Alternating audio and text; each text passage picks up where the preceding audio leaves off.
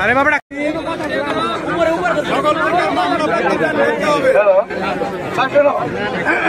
আমি কোনো virtual meeting না, আমি ডাইরেক্ট আছি। আমি বলতেছি যে খোকন সরকার এই মামলার যোজনাকে ওনাকে আমরা অব্যাহতি দেবো। আমি হচ্ছে অব্যাহতি পাবে।